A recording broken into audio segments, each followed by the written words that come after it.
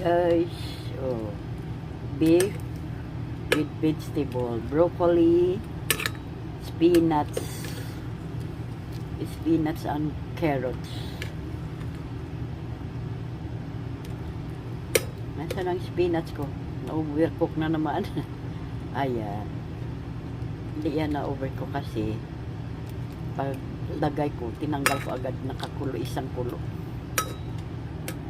Yummy, yummy. Let's eat, guys. Let's eat. Dinner for tonight.